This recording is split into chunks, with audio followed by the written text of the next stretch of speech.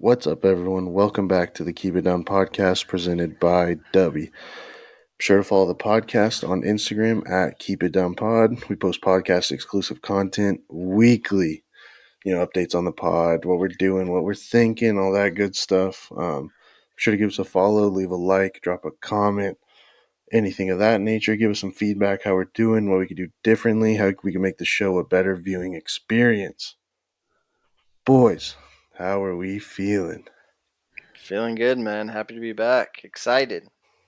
Yeah, excited. We said at the end of last week we weren't sure if we were going to we were a game time decision for this week on the pod, but we are in fact here and we got some stuff to talk about. So excited. So, boys, this past weekend, we had a little Thanksgiving get together with their dad's side of the family. Mm-hmm. I want to hear some of your boys' go to Thanksgiving dishes.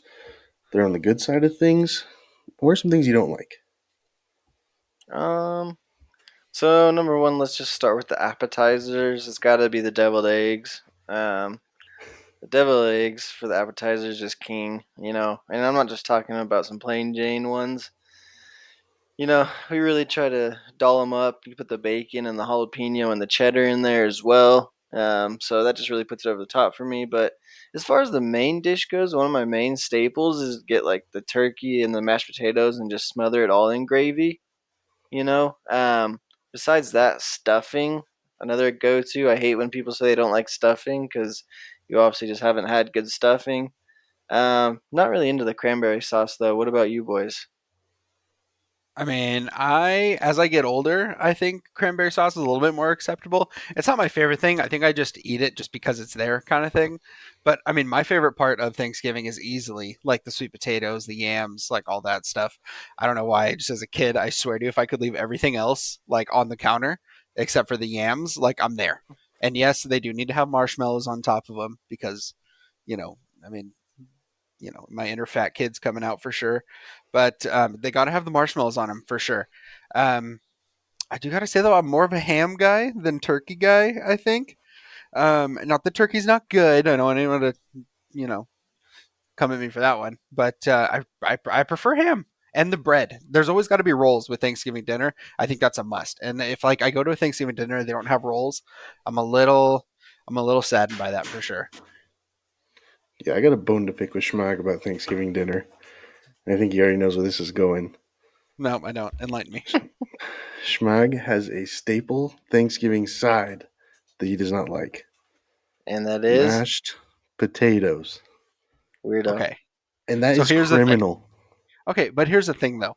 Just because they're not my favorite, like doesn't I will eat them at Thanksgiving, but that's it.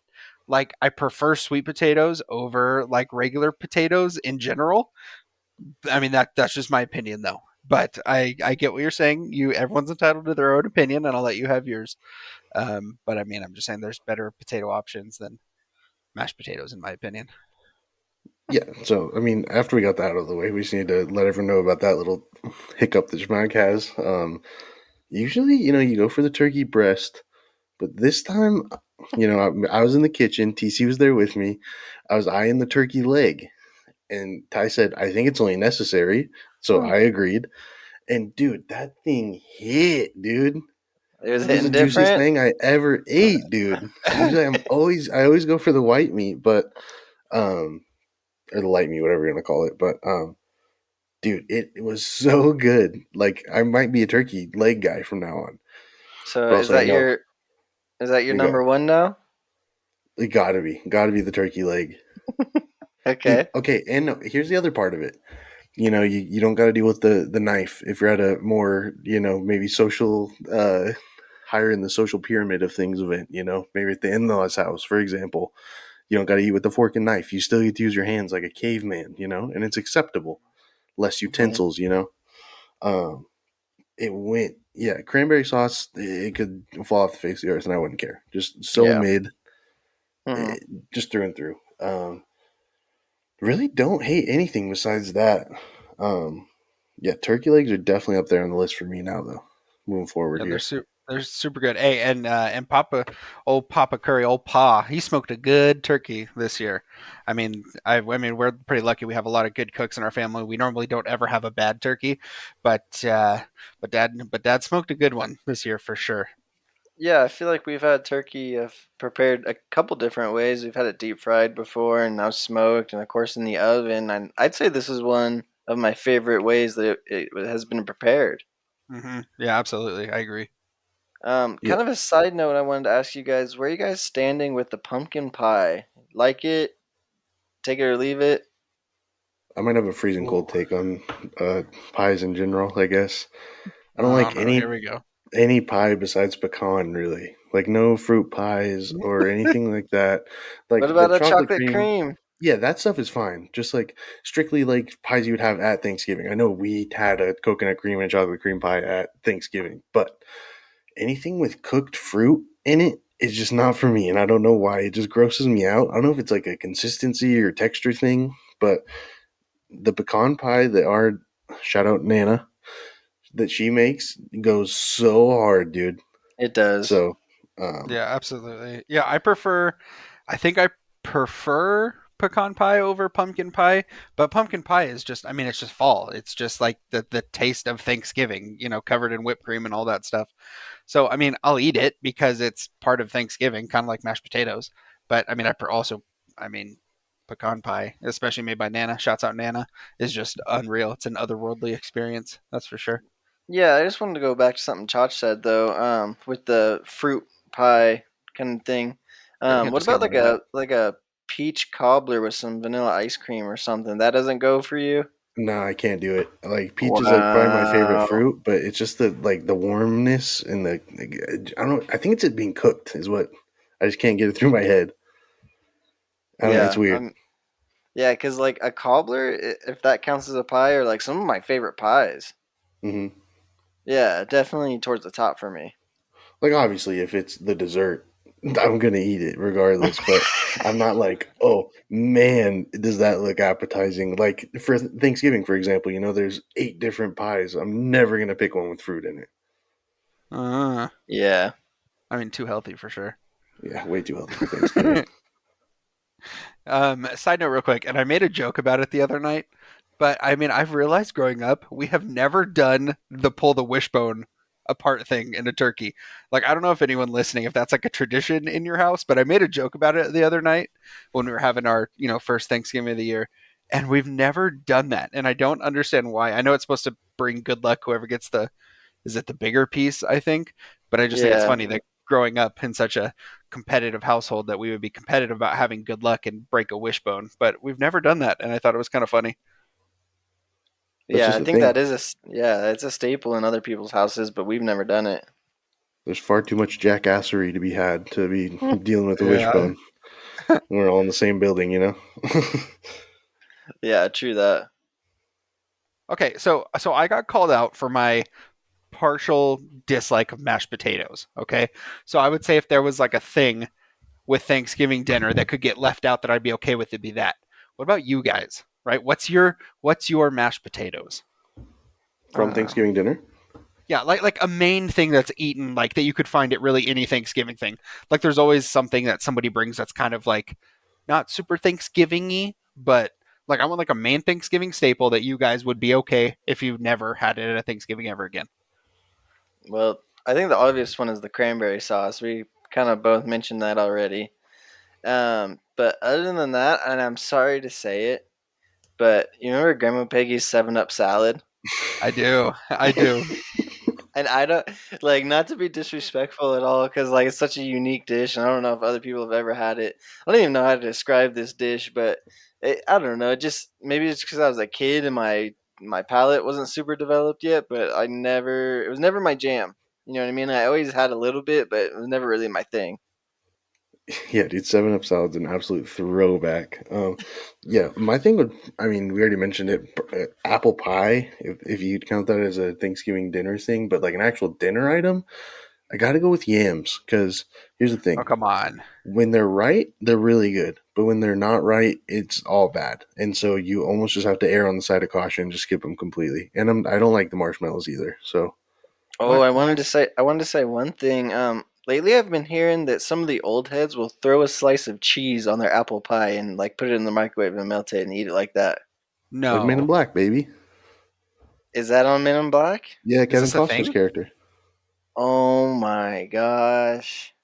I've never had it myself, so I don't know. I was looking for one of you guys to be like, "Oh yeah, it's fire, dude. I've tried it" or something. Oh No, But yeah, never. yeah. yeah, I Like just in can the, never envision myself doing that. I think it's like the third Men in Black when they like go in back in time or whatever. Um, Will Smith's character joins the other dude at like a diner or something, and he always gets a piece of apple pie with a piece of cheese on it. I mean, there's something wrong with that, I think. Yeah, it seems kind of illegal to me, but Yeah. Church, maybe that's what you're missing out of apple pie. Maybe you just need to put cheese on it. no way a Get craft get you a American slice nice is going to upgrade it. Yeah.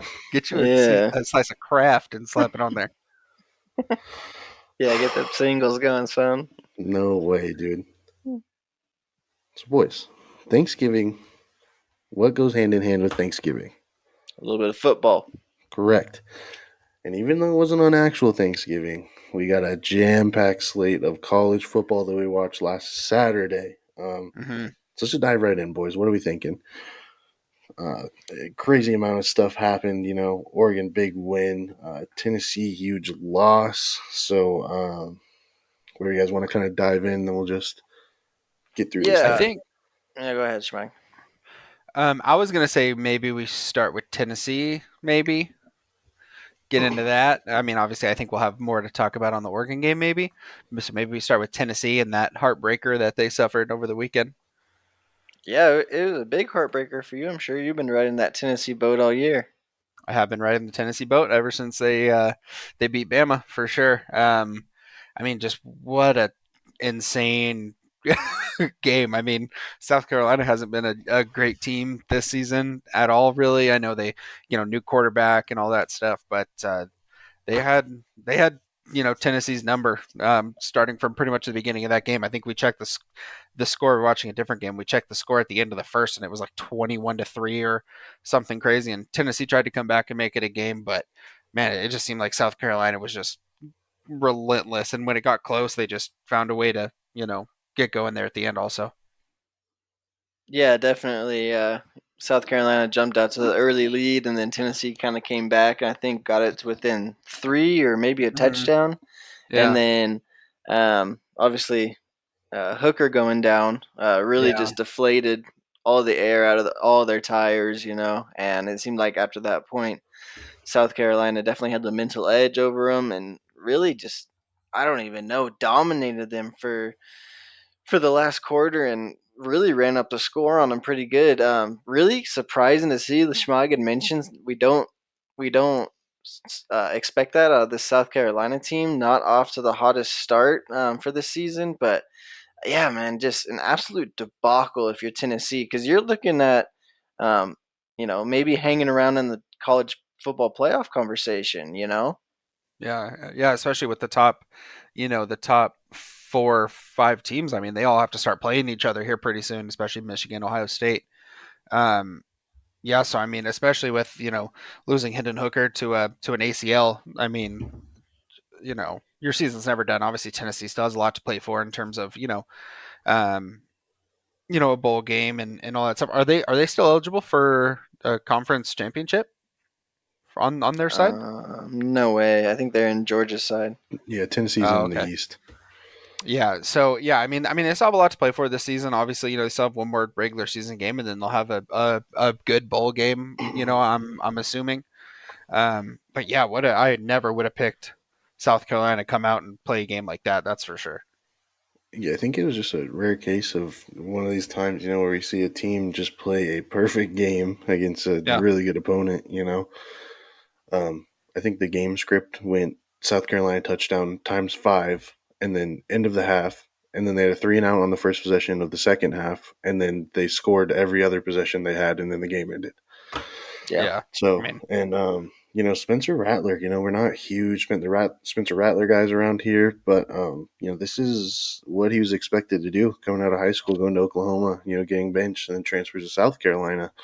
This is what they expect out of him. He's a big play kid. He's supposed to play at a high skill level. So we'll see if this is Mhm. something he can maintain or if it was just, uh, playing a Super Bowl one time of, their biggest game of the year, if you will. So um, definitely interesting. Yeah, that Hendon Hooker is a tough hit to the Tennessee team, but they got Milton backing him up, and he's a senior, so I mean it's Yeah. probably the best situation you can ask for is at least an older backup coming in to replace him. So the guy's been in the Right. building for a while.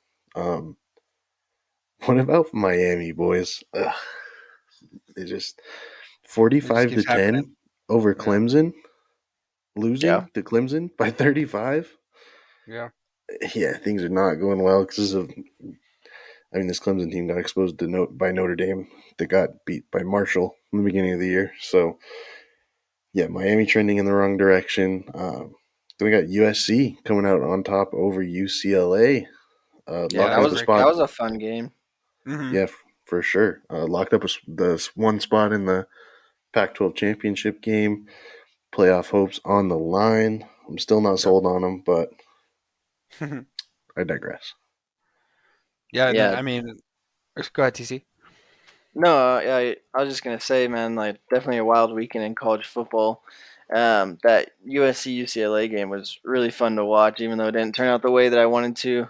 In the end, you know, thought DTR was gonna be enough of a playmaker and a difference maker to get them the edge in that one. But Yeah. again, like just I don't know about this USC team, man. Like, there just seems like almost too much luck and things going right for them towards the end of some of these close games for it to be like they don't dominate. They squeak out wins, you know what I mean? Yeah. So definitely be interesting to see what happens the rest of the way for those guys.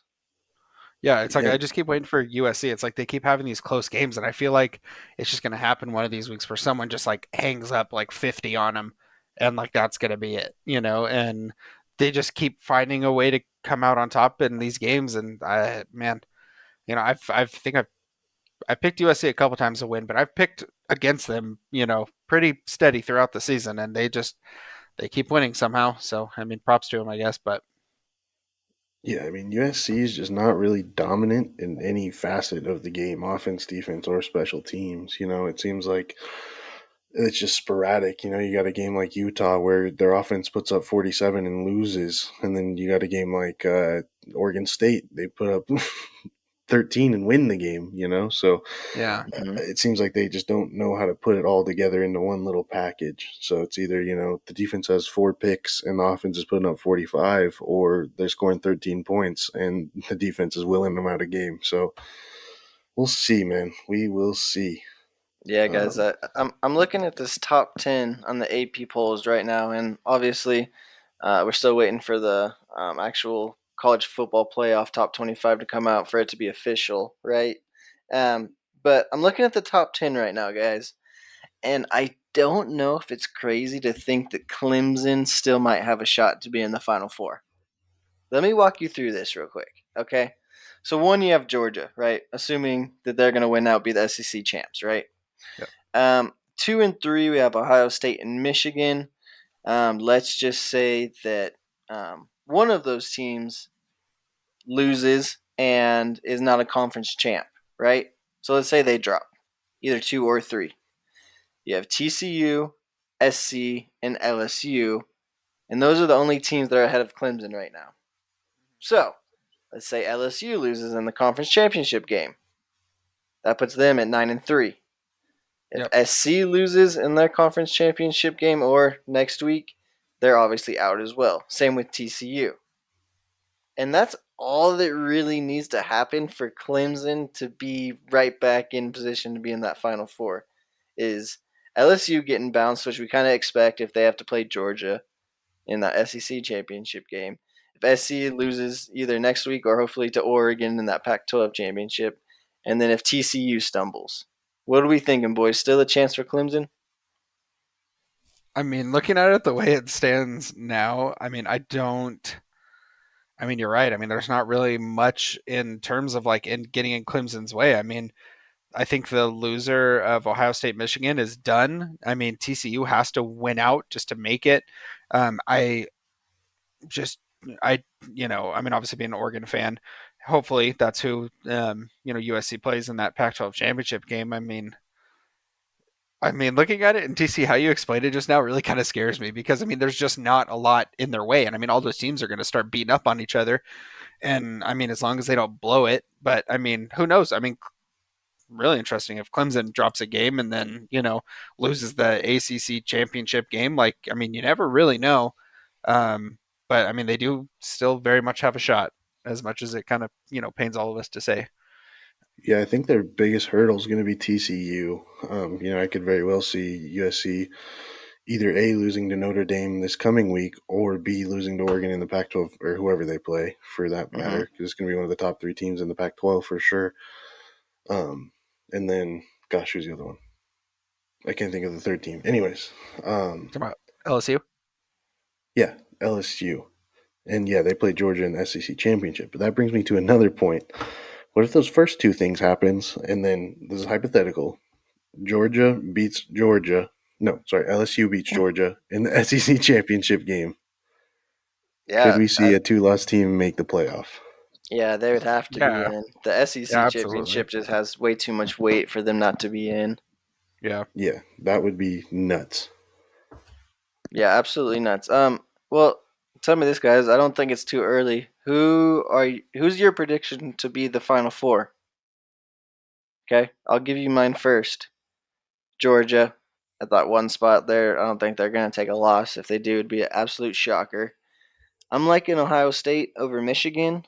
And then, this is where it's going to get weird. Is the 3 and 4. I think TCU wins out and they get that 3 spot. I know. It's got to be Clemson, man. It's up for debate. You either got a 10 and 1, or you'd have a 1-loss ACC champion Clemson, or you'd have a 1-loss non-championship winner like Michigan. That's what it'd be up Ohio to. State. Yeah. That's what it'd be up to. Unless the USC, obviously we're predicting who we think it's going to be, but yeah, USC would be the only other option if they win out, obviously. So yeah, I think my list is the same as TC's, except I go Georgia, Ohio State, TCU, and Michigan. Yeah, it's really up for grabs on that last spot. Yeah. Assuming the SC stumbles. Yeah. This is all banking on SC stumbling, because I think if it comes down to I don't know though, dude. USC. It's just hard not to look at who USC still has on their schedule. They have a red hot Notre Dame team who beat Clemson, who just routed Boston College, and then they have Notre Dame. Oregon, Washington, or Utah is their options. Yeah, there's no way. It's the top 4 right now as it sits for me would be Georgia, Ohio State, TCU, and Michigan. Because even if Michigan loses to Ohio State, also it kind of depends though on the fashion in which they lose, and because Michigan is without Cade McNamara, he's done for the season. Blake Corum went down last week with an injury, and I don't know if he's going to play against Ohio State. I'm assuming he's going to do everything that he can to play. But it just depends. It really depends on what the committee thinks about Clemson's loss and what the committee thinks about Michigan's loss and what they still have. You know what I mean?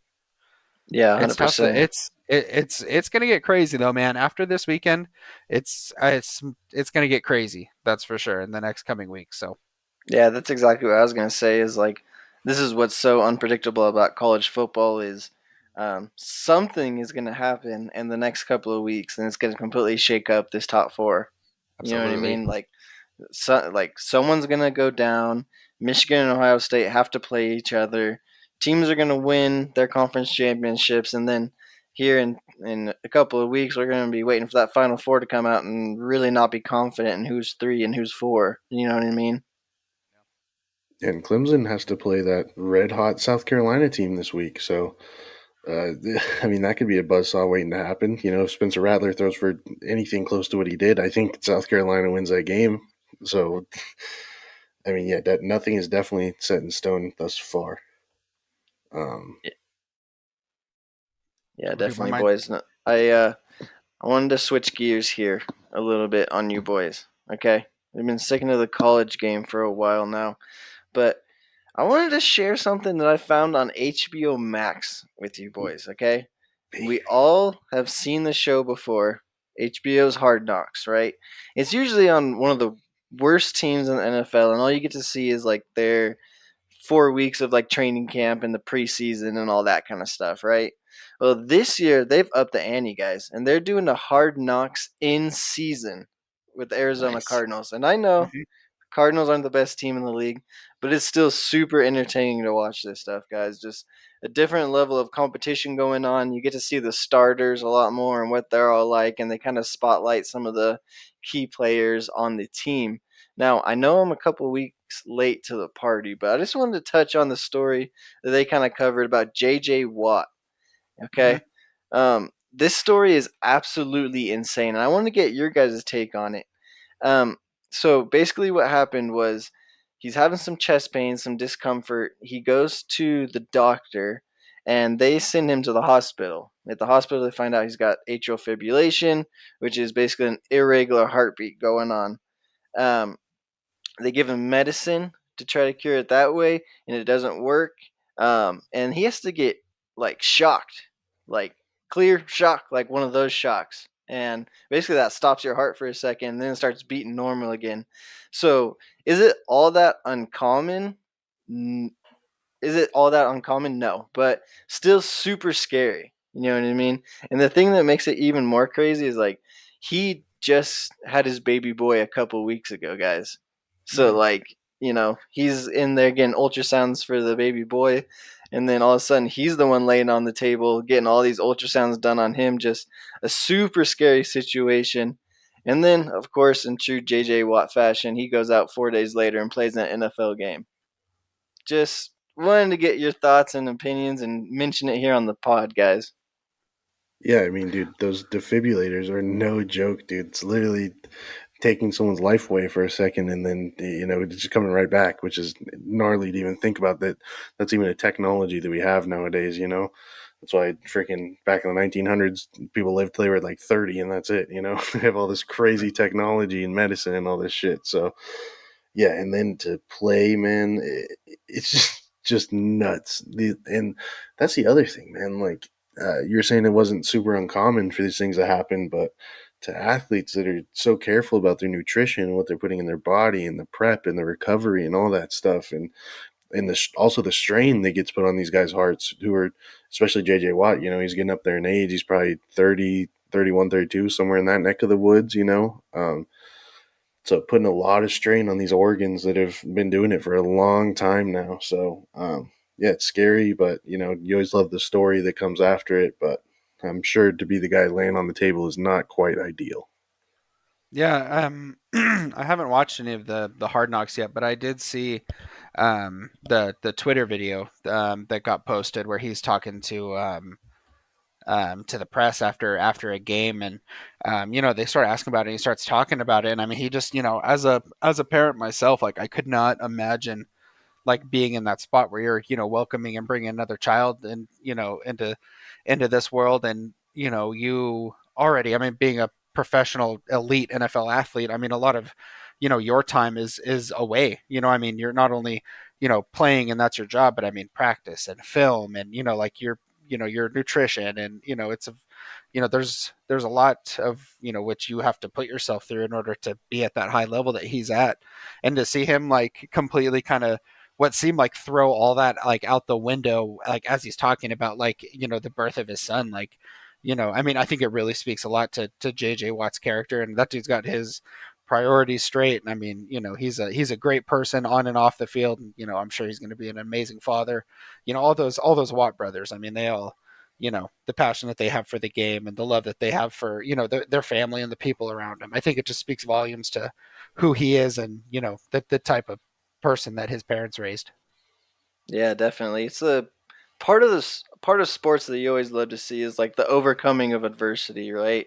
Especially in a figure like JJ Watt, like just a guy that's done it the right way. And some people call him corny and all this other stuff, but I really just think that's his personality. You Yeah, know what I mean? absolutely. Like, he is a try hard, but he also is an NFL athlete. Like, you have to be a try hard, and you have to have passion and love for the game. And like, definitely he does, as well as his other two brothers. Um, and it definitely reminds you of the bigger picture. We kind of touched on it with the whole Tua situation. Like, Mhm. when stuff like this happens, you remember that these guys are more than just people on your TV screen. They're actually real people, and they have families and lives, and it's not always easy for them either. So, just a really cool story, and I'm kind of sad that we missed the boat by a couple of weeks, but I wanted to Yeah. make it a point to bring it up on this pod. Yeah, kind of it's a side tangent here. It's kind of a similar story. I was telling Schmag about it a couple weeks ago. TC, you might know it. It's about Inky Johnson. I don't know if you follow any of his stuff or anything. So kind of similar story. He played for the University of Tennessee, actually. So he grows up in these rough neighborhoods and all this stuff. It's like a classic, he's made it story. He grew up in the rough neighborhood, eventually gets the full ride to Tennessee, plays, year on special teams, breaks the starting lineup his sophomore year, and he's telling the story about his DB coach walks in the room and says, he walks in the door and says, "Son, you're a top 30 draft pick. Play the next 10 games, you're an automatic multi-millionaire." And so he's going out there. It's garbage time against like Air Force or something like that, and quarterback from Air Force throws a ball down the sideline. Inky Johnson goes over, makes a tackle, and basically his I can't remember the name of the nerve. A nerve in like his collarbone area basically shut down, and so he lost feeling from his neck down to his toes. And so, long story short, they rush him into surgery, but he lost the use of his entire right arm for the rest of his life. And so he does a bunch of good stuff. He has a ton of speeches. If you want to go check him out, they're all super interesting, and it'll really put into perspective. So definitely something else to check out. Maybe we'll talk about it a little more in a future pod. So Yeah, definitely. And then one other thing I wanted to kind of touch on is, what's up with these sets of brothers that all make it to the NFL? The Watt brothers, the Pouncey brothers, the Long kids. Um, you know, is it just good genes, or you think some of that has to do with their upbringing, or like, what's going on there, guys? I mean, I definitely think it's a little bit of both. I mean, if you look at, I mean, really any of those groups of brothers that play professional football, I mean, they're all, big, giant human beings, and they've all been that way since, they were young. And, you know, chances are their dad was probably some sort of college or NFL player at some point in time. I mean, I think it has a lot to do with upbringing. Obviously, genetics play a huge role in that. But yeah, I mean, for some of those kids, I mean, maybe it was just kind of all they knew growing up, and their dad played football, and it's just what they started doing, and they were good at it, and so obviously that's passed down from generation, and then through brothers and stuff. So, yeah, I think both of those have something to do with it. also, I think it's like an understanding of what's necessary to be an elite competitor in every asset of the game. Their parents or whatever the example is, they've done it. They've lived that life. They've been at the facility for 12, 14 hours a day and grinding. And so I think it's a little easier to like kind of walk your child through it when you've done it. 100%. So a little bit of that, and then genetics is huge. You see like uh, with LeBron James's family. I mean, his kids are growing like 6 or 8 inches in a summer of a school year, which is Yeah. insane, and they're all just freaks athletes. And then you got a dude like Vladimir Guerrero Jr. in the MLB. Mhm. His dad was hitting nukes for years, and then he just walks right in there and does the same exact thing. So I mean, you love to see it. You love a good little family lineage. So. Yeah, 100%. I have to agree with you guys. I mean, some of it's being born a freak of nature just because of your genes. But then also, if you have a dad or a grandpa or uncle or whatever it is that played professional sports, like, you have some good insight in what it takes to prepare yourself and to get to that next level.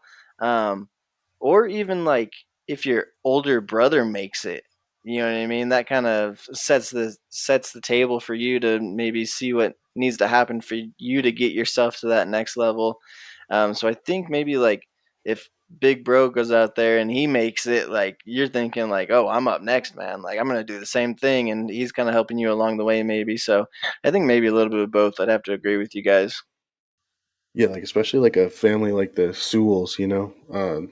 oldest brothers in the NFL, and then one plays for Oregon. Actually, two of the older ones are in the NFL, but just a ton of these kids and their families always at the game and all that stuff, and so it's just crazy, man. That yeah, like your older brother does it, so you just want to follow and do the same thing, and he already set the blueprint for you. You just got to go out there and do it, basically. So it's so intricate and interesting when like these things happen where it's two, three brothers like the Watts, three freaking brothers all in the NFL at the same time, which is Yeah. crazy.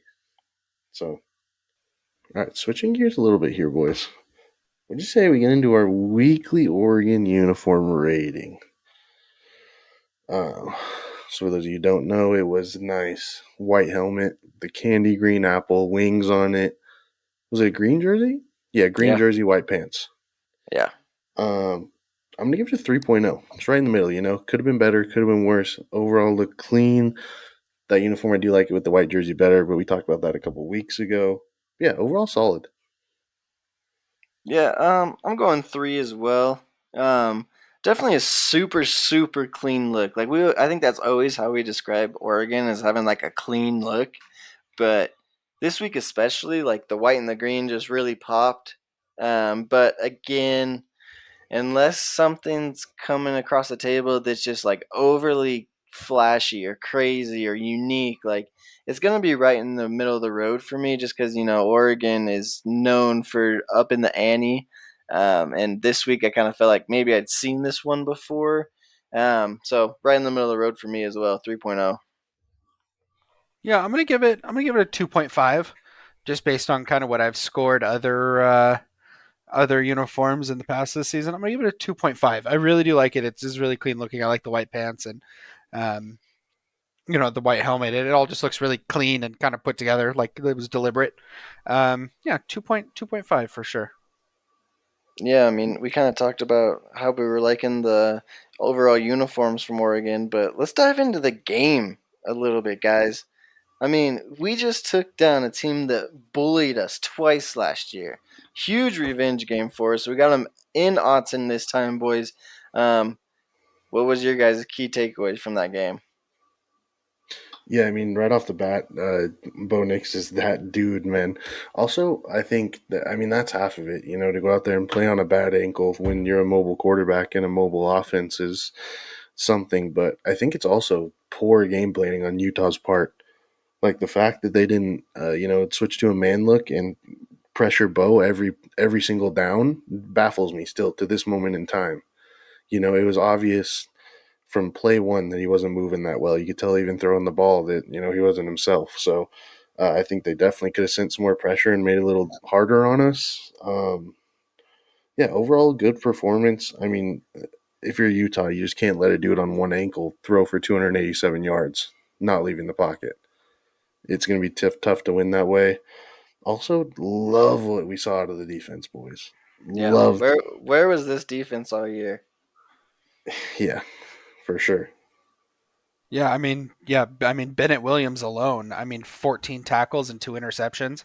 I mean after the Washington game last week, I mean we were talking a lot about Oregon the secondary and you know uh, Bennett Williams playing safety and I mean, like, a lot of that passing yardage that Washington had. I mean, Bennett Williams may have just had an off game or something like that, but I mean, this week he really bounced back and just had a heck of a game. Yeah, that the defense, man, just played lights out, and like our defensive front, man. I mean, those guys were, getting penetration at the line every single play. It seemed like, and they were really getting to Rising and making him, move around a little bit. I don't think Rising has been at full 100%. But I mean, just what a great game, man. And just Bo Nix coming back off that ankle injury. I mean, obviously not even close to 100%. I mean, you saw it once or twice in the game where he was getting pressured, and instead of, rolling out of the pocket or something like that, he just had to go down because, I mean, he can't move around too much. But just I mean, I've heard it a ton, but I mean, just such a gutsy win for them to come out. I mean, Alex Forsyth is out of the game. I think one or two starting linemen went down during the game. Like, just a complete grinder of a game. And like, Oregon just showed a lot of toughness that we haven't really seen in years past. Yeah, and I think that was the big one that we haven't really touched on yet was the physicality and the toughness that Oregon showed. Really, in those two matchups last year, Utah just dominated us, especially at the line of scrimmage. Just I've said pushed around a couple of times on this podcast, but really, what Mm-hmm. Utah did to us last year was they pushed us around. Like Yeah. they did whatever they want. They got the run game going heavy last year, but this year, especially on the defensive side of the ball, we really set the tone, man. We were attacking. We were not on our Mm-hmm. heels. We were attacking. So that was really promising to see. But kind of going back to the Bo thing, it's like this classic conundrum with you have such a special talent at the QB position, but is 40% of Bo still better than 100% of the guy behind him? You know what I mean? So definitely a gutsy call to stick with Bo. I was nervous a couple different times, especially late in the game. It looked like we were kind of running out of some steam offensively. Luckily, the defense held it down for us, and we were able to come out with the dub. But just that classic conundrum of like, this guy's really banged up. Like, is he still with the start? So definitely a gutsy win by Bo to go out there and get it done with not only his mind but his arm as well, without the legs. So just really cool performance to see. Yeah, and I mean, I would like to give a big Keep It Down podcast shout out to seventh year tight end Cam McCormick, because I pretty sure that if Cam McCormick doesn't make that tackle on that interception that Bo Nix threw at the end of the game, it's game over and Utah wins. I Yeah. mean, but Cam McCormick sees that the guy picked it off and has the awareness to at least, get out and try to make the tackle. So, I mean, Cam McCormick's been there for a long time and he's been through a lot of Oregon teams and he's been through the ups and he's been through the downs, and just having the veteran sense to not give up on the play, throw his hands up in the air after an interception and, make the game saving tackle, in all honesty. So shout out to Cam McCormick. I got a couple things on the defense here. The defensive line, man, like TC was saying, they're getting more pressure, and when they weren't, they're getting their hands up and getting their hands on balls. And guess what? Two tip passes that turned into picks. So, Yeah. I mean, good things happen when you get your hand on the football when it's coming out of the quarterback's hand. And you could tell, that it was rattling Cam Rising because on that 4th and 1, he had Dalton Kincaid open in the flats, and Mm-hmm. Sewell was coming off the edge, and he just missed the ball low, and that's what happens when you get to a quarterback and make him think a little longer. And so, also, boys, I don't know if you noticed when you were watching the game, but you saw Dan Lanning on the sideline being a little more animated Mm-hmm. and some hand gestures. And so, I don't know if this is factual, but I think he might be calling plays now on defense. Oh, you Yeah. think so? He's got That's that defensive background at the University of Georgia. I don't think yeah. it's that far of So a stretch. because in last week's press conference after the Washington loss, he said, I think this was on Tuesday. So he said, we had a coaches meeting and we sat down, and you go to the doctor on Monday and you take your medicine and it doesn't always taste good. Those are his words, not mine. So I think Dan Lanning might have taken it, maybe not all of it, but I think he definitely has a say, more of a say, maybe a little more control of what's going on that side of the ball. And then I have one other little thing. I don't know if this is the ultimate gotcha in sports, but so on Wednesday before the Utah game, Chris Hudson, Oregon wide receiver, comes out. He's talking to the press or whatever, and then he says, with Bo down, it's next man up. This was Wednesday before the game. He says Yeah. this, so the media runs with it, as they do. Yep. And, so I don't know if Utah was expecting Ty Thompson to be the starter or what. And then so, the reporters are asking Dan Lanning after the game what the next 48 hours is going to be like for Bo.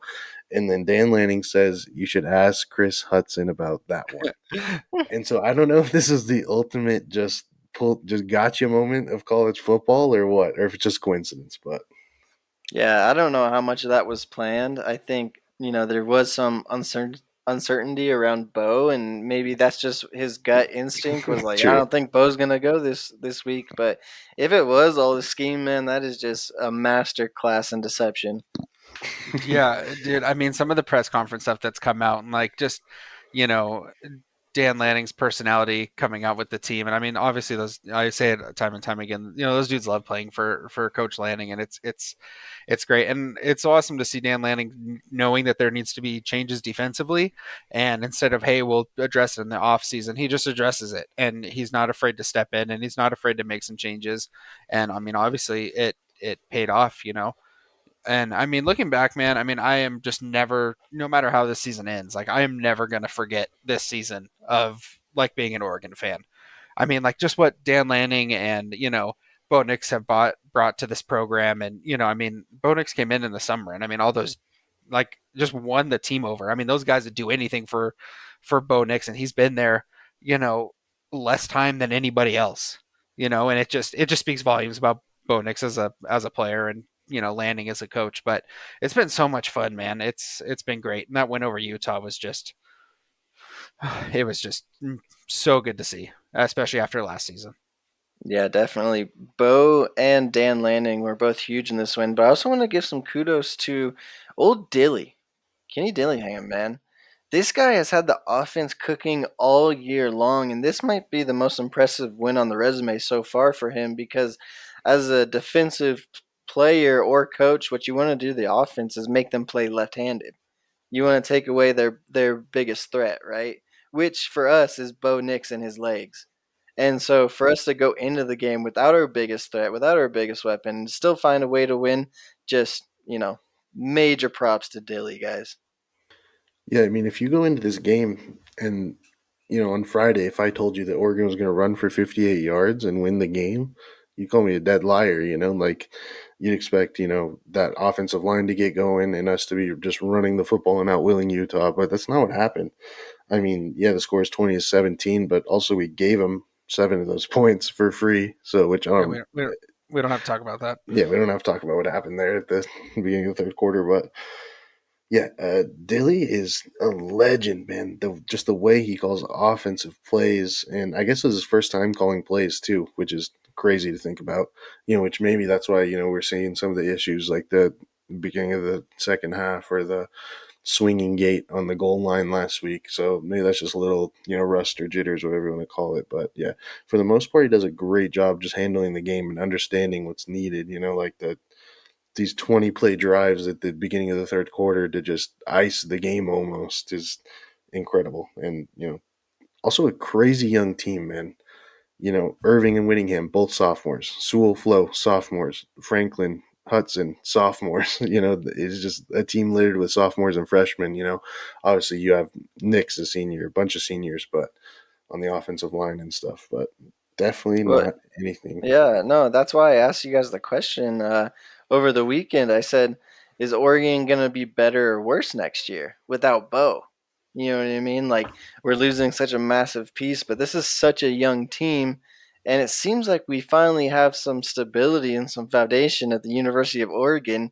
Excited to see what Dan Lanning and crew are going to do with their recruiting class this year. But if you have a quarterback at the helm next year that's competent and ready to roll, like he's set up pretty nice, guys.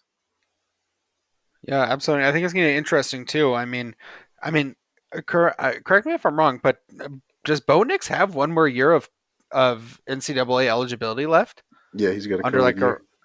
So I mean, it just depends. Obviously, Bo Nix has done a lot for his draft stock this year. Like, part of me selfishly just wants everyone to come back next season, and guys, let's just run this back again with Bo and Lanning and Dilly. Um, I don't think that's going to happen necessarily, especially with Bo improving his draft stock so much. But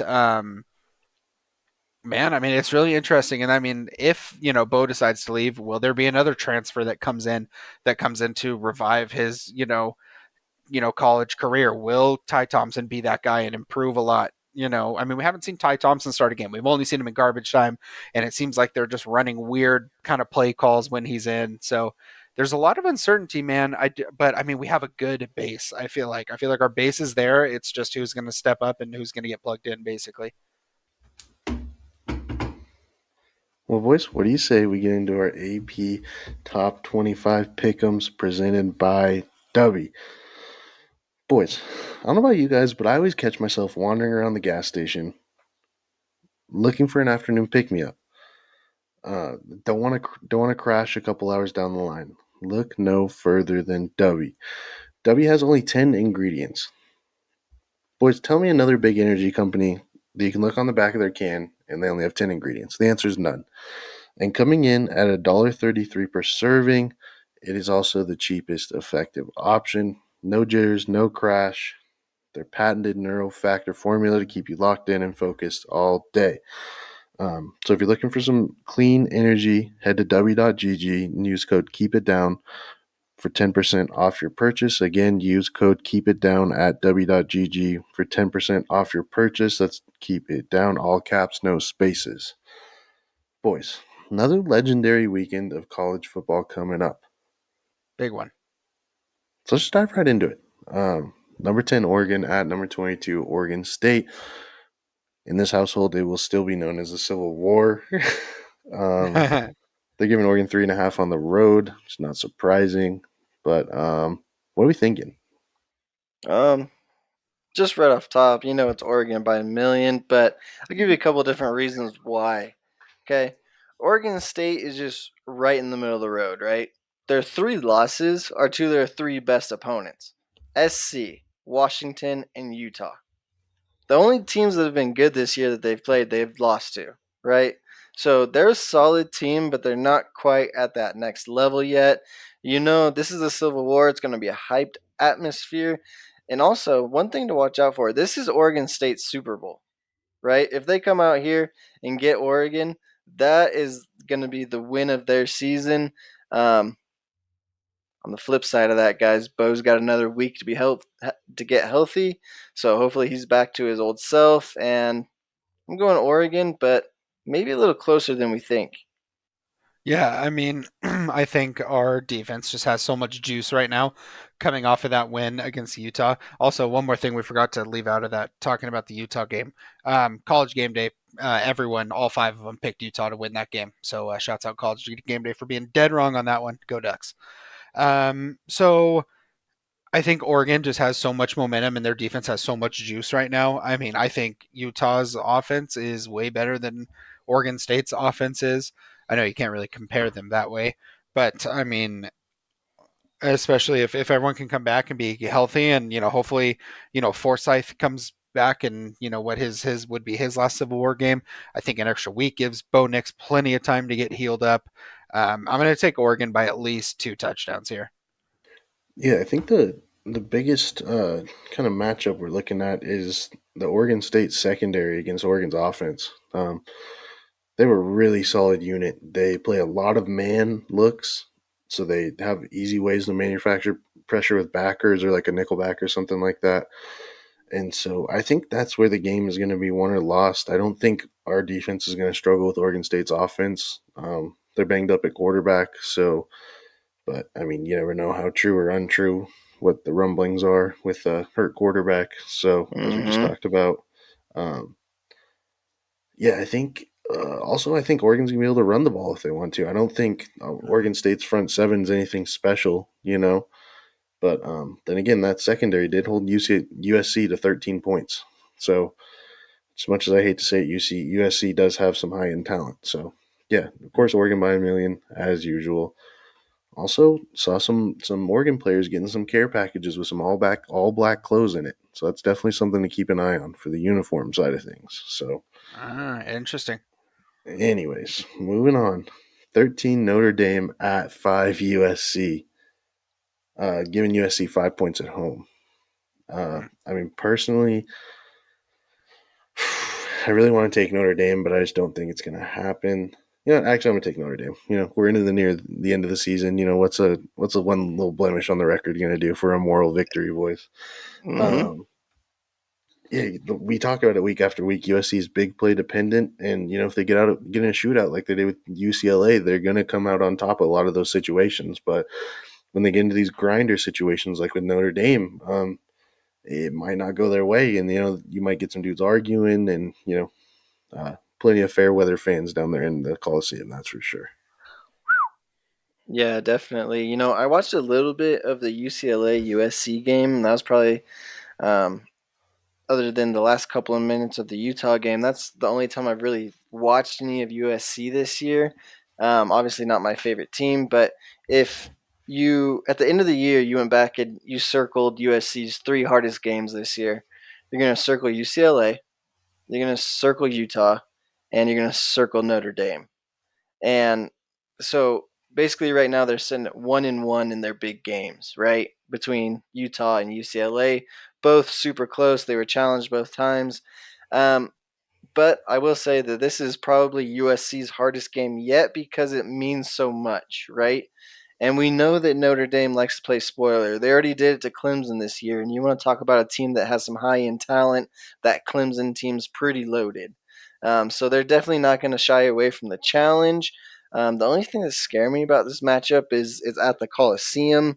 That obviously bodes well in USC's favor. But I'm thinking Notre Dame's about to slay another giant. So I'm going Notre Dame. Okay, and I'm not saying this to be completely biased or anything, but I wholeheartedly believe, and I've been thinking about this game and looking at it a lot today. I think Notre Dame is going to dismantle USC. Something deep down inside it tells me that Notre Dame just has their number this year. Notre Dame is one of the hottest teams right now in terms of how they're playing and what they're bringing to the table, and they are just finding a way to just put games together. And I think USC is coming off of a really tough fought game against UCLA, and that's all fine and good. Props to them. But something just tells me that Notre Dame is going to have a heck of a week against USC. I got Notre Dame by at least 2 touchdowns. Yeah, I don't know what it is because I usually am not a Notre Dame guy at all. I Yeah. am at the forefront to never allow them into the college football playoff ever again. We've seen it time and time again. I don't need to see them get waxed by 40. You know what I mean? Especially on New Year's Yeah. Day when I'm trying to watch a good game. You know what I mean? But this year, in that spoiler role, I'm almost kind of rooting for him. I don't know how the tides have turned so drastically for me, but let's go Notre Dame, baby. You can do it. Yeah. Also, for the record, the last time all three of us picked Notre Dame to win was over Clemson. So keep that in mind. Let's get it, boys. All right, boys. Moving into the next one. Number 3, Michigan at number 2, Ohio State. They give Ohio State 9 points, which I think is Blake Corum dependent. Um, if Blake Corum doesn't go, I mean, it's gonna be an absolute bloodbath. I think Ohio State wins this by 10, even with however much of a Blake Corum that Michigan brings out there. I just think Ohio State's too talented. We saw Michigan beat Illinois by 3, which I think Illinois is a better team than a lot of people give them credit to be. But I mean, at home, you can't be beating Illinois by 3 and then go to Ohio State, and I think that's going to bode well. So, um, the weather's in the upper 40s, low 50s for the game, so that's nice. It's not going to be the snow, the rain, the wind, whatever fucking excuses that they want to bring into it. So, yeah, I'm taking Ohio State here though. Yeah, guys. This game couldn't have any more implications, right? Obviously, you have the rivalry. This is the Big Ten championship berth on the line. Okay, a spot in the college football playoff potentially on the line. This might be the most hyped up game of the year, right? And all we can do is hope that it's going to meet expectations. Um, for Michigan to come out on top, they have to lean heavy on that run game. They have to get that going early and often. If Ohio State wants to win, CJ Stroud has to look like a Heisman candidate, and he has to be exquisite in this one, guys, because this is the game of the year. For me, I think Ohio State's the more solid team, top to bottom. The game's at the shoe. Too much going for Ohio State, especially with the Michigan quarterback banged up. I'm going Ohio State.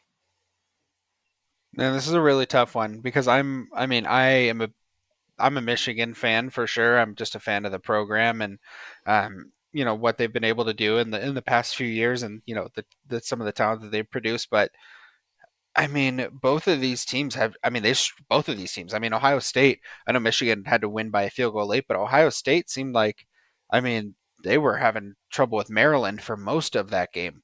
You know what I mean? And I mean, I know Maryland has nothing to lose, and those teams are the most dangerous.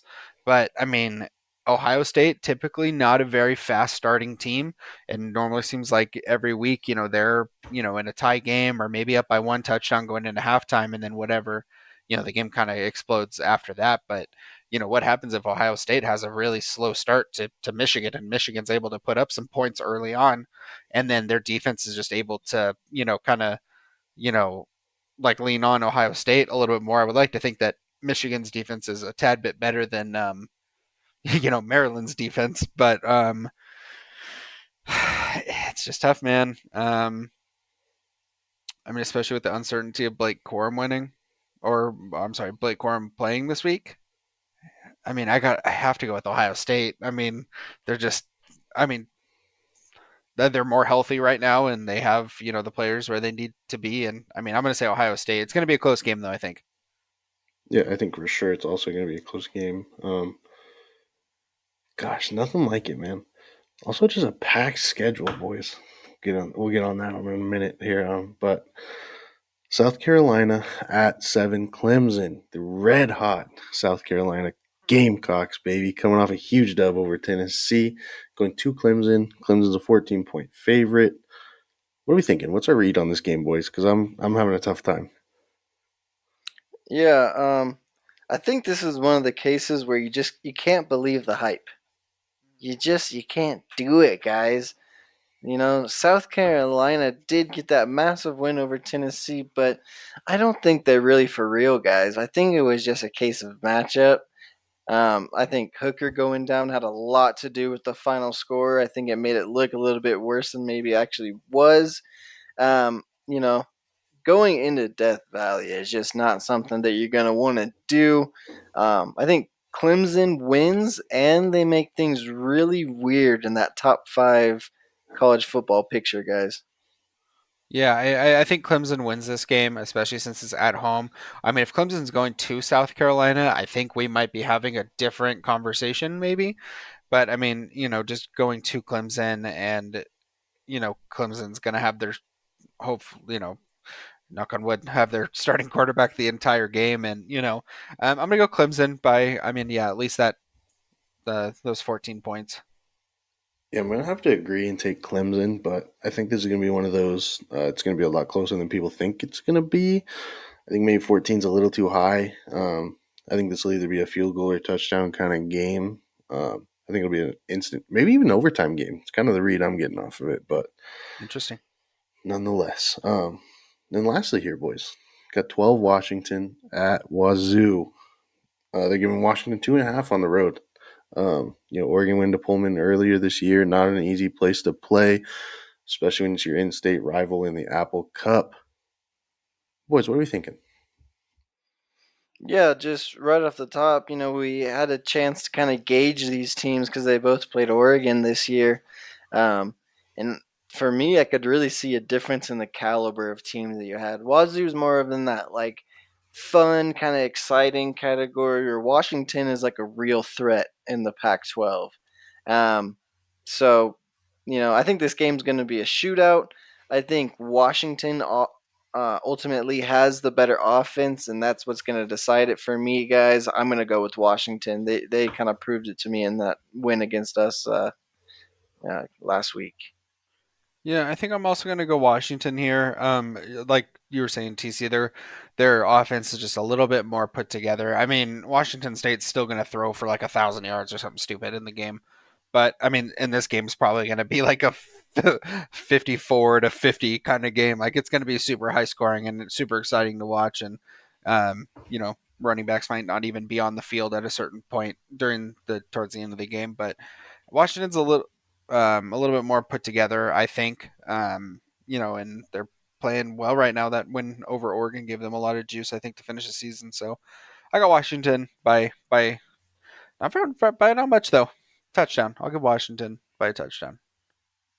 I'm also going to take Washington. I don't love it on the road necessarily, but yeah, I agree with it's going to turn into a shootout, I think.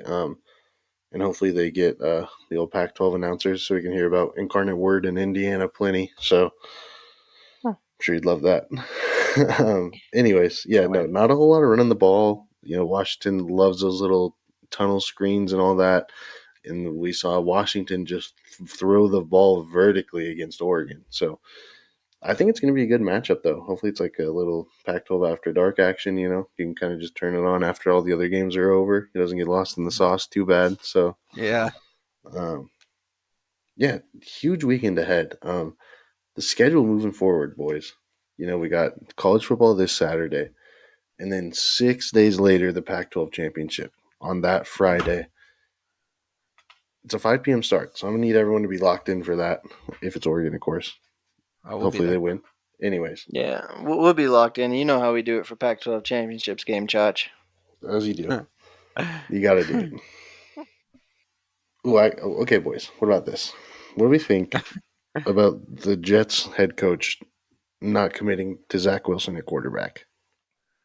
Um, I mean, Zach Wilson has to be your guy going forward, or else it's going to look really bad. Because, obviously you drafted him expecting him to be that guy for you. But I think some of it, like you're saying, is like if you can leave some uncertainty out there for opposing coaches, it always bodes well in your favor. But Zach really had a rough day at the office. I saw a stat that had um, he had less completions than the team had punts. So that's pretty rough, and he hasn't really impressed to the level that you would think he would. But I don't know, guys. I think a little bit of deception going on here as well. Yeah, I mean, I think and I don't think that press conference after the game. I'm sure you guys have all seen it. And for those of you listening, Zach Wilson got asked after the game if he would put something along these lines. If you want to see the clip, you can go watch it. But one of the reporters asked him if um, if he was disappointed in the way the offense played, only putting up 3 points, and his answer was basically just in short, no. That's kind of really all he said about it, and kind of on to the next question. I mean, the game ended on a 10-3. The Jets putting up three. I mean, not a good look for Zach Wilson. I mean, especially you don't really want to see that out of your starting quarterback. You like to see, especially in the NFL. I mean, you want to see guys take accountability for when things go wrong, and I don't think he did himself any favors there. So I don't know if that has anything to do with it, but I'm sure there was a meeting held at some point today about all that stuff that happened. So Yeah, and staying in the NFL. What about the Vikings and Cowboys? oh my It was like goodness. 30-3, so they just shut the game off and switched to a different channel, dude. I'd never seen that happen before, or at You least know, for a long time. yeah, I think the only other time I seen it was we were watching a Washington football team game at the time, and they were just like, "Oh, we're gonna switch to a more competitive game," and they just switched it over to like a Saints game or something. And I remember Schmog just being so disappointed. They weren't the Washington football team back then, but I don't know if we're allowed to say what they were called back then. Mm, Yeah. yeah, we don't have any angry commenters, that's for sure. Yeah, I mean, we were just talking about it last week about when we were talking about the Washington Commanders. We are talking about kind of what the rest of that division looks like. And, we said that we thought Dallas is going to have a tough game against Minnesota. We said we thought that, Philadelphia could have a tough time against the Colts, who are apparently, a good team now. Um, yeah, man. I mean, just kind of, crazy stuff happens. I mean, you never really know. Yeah, I mean, Dallas looked like the real deal in that one, guys. Pollard Yeah. was just running absolutely loose and crazy in the secondary the whole game. Vikings really couldn't get anything going against that Dallas defense. I don't know. It's like sometimes the Cowboys just come out and they're just these world beaters, and other times they just come out so flat and they can't even make the easy plays. It's just wild inconsistency out of these guys, which is why they usually don't make it too far in the playoffs because one of those inconsistent games and you're out of there. Right, right. Yeah, we saw that against San Francisco last year. So Yeah, it's just so weird and sporadic the NFL is at times, you know? It's just like an ultimate equalizer. Like you just see teams that are so good struggle for just no reason at all, you know, no injuries or anything. And like a team like the Rams, man. Like obviously Cooper Cup goes down and then Stafford goes down later in the game, but 3-7 off a Super Bowl. Yeah, I mean, pretty crazy. obviously, as you know, I mean, if you win the Super Bowl, you get the hardest schedule the next year. But that being said, just crazy stuff happens out there, man. Yeah, To say the definitely least. a lot of parity in the NFL this year, guys. Like we're seeing a lot of heavy hitters still kind of hovering right around that 500 mark. Um, the Bucks, the Rams, like the list goes on, but just like anyone can be anyone, and like you see these wild swings happen every week, and a good team getting blown out, and a good team, losing to a bad team, and just like the game of the week could be Atlanta and Carolina, but somehow PJ Walker is just playing out of his mind. Like just the most wild scenarios going down this year, guys. Yeah, and then we got huge slate coming up. Yeah, you got games on Thursday this week. Probably some college games on Friday, and then Saturday, obviously Sunday, and then we get into conference championships for college next week. So definitely a little stretch here. Oh, also for the listeners out there, obviously you're listening to this right now, so therefore it should be pretty obvious to you that we're not going to have an episode on Thursday, as that is Thanksgiving. So this is our episode for the week. Next episode will come out next week. So that'll be, sorry, looking for the date real quick, boys. Next Friday? Yeah, it'll come out next Friday. So that'll be December 2nd. So, you know, we have to wait a little longer for our loyal Keep It Down listeners, but we go forward. That is going to do it for episode 9 of the Keep It Down podcast presented by DUBBY. Be sure to give us a follow on Instagram at Keep It Down Pod. Post podcast exclusive content weekly. Yeah, be sure to follow, drop a like, leave a comment, all that good stuff. Wherever you listen to the pod, you'll find our link tree in our Instagram bio. That'll take you directly to all the sites where the podcast is located. So, yeah, be sure to follow the podcast, leave a like, 5 stars, whatever all the different rating systems are, and all that stuff. And so, greatly appreciate it here at the Keep It Down podcast. Be good people out there.